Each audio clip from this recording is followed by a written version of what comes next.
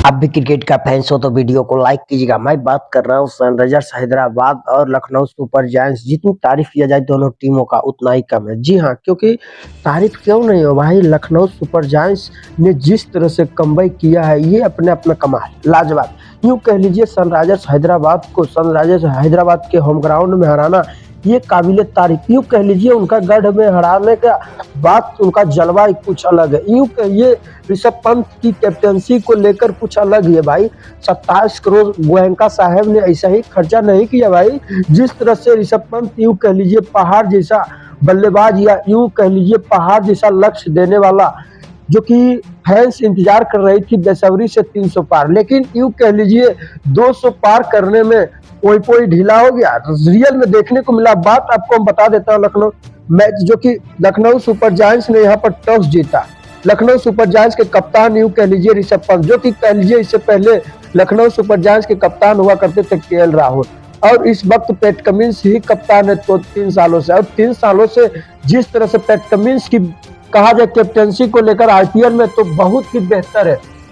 इतना बेहतर है कि उनका कोई तोड़ नहीं, उनका सामने में कोई नहीं है। और काव्या जी ऐसा ही कह लीजिए पैट कमिंस जैसे, और यूँ कह लीजिए टीम है कि क्या है, जो कि फैंस बेसब्री से इंतजार कर रहे थे अब कि जहां से आईपीएल सीजन 17 में अंत किया था वहीं से आईपीएल सीजन 18 में शुरुआत किया था, यूं कह लीजिए आगाज किया था। देखने को मिला और जलवा बरकरार था। बट कह लीजिए दूसरा मुकाबला में कोई बल्लेबाज जो कि सेंचुरी बनाए थे ईशान किशन, इस मुकाबले में फ्लॉप हुए। अभिषेक शर्मा फ्लॉप हुए, सारे के सारे बैट्समैन फ्लॉप हो गए।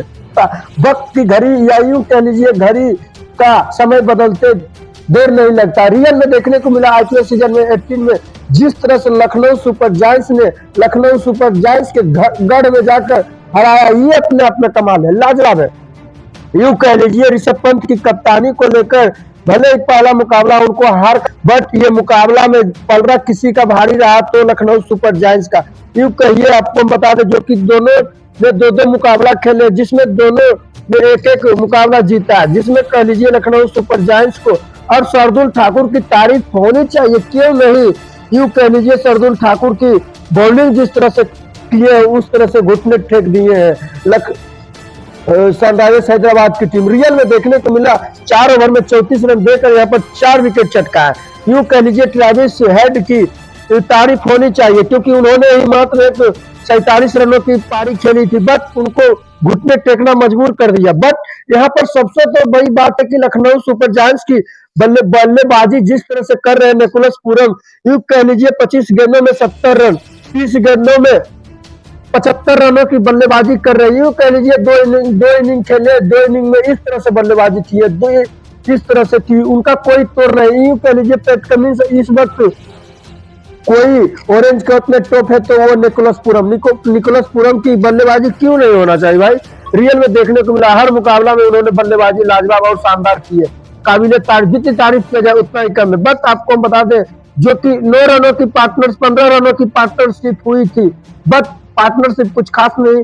यूं कह लीजिए पावर प्ले में इतना विकेट गिरा सनराइजर्स हैदराबाद से मजबूरी उन्हें हारना पड़ा। कलासन भी नहीं चले, कलासन भी फ्लॉप ही साबित हुए।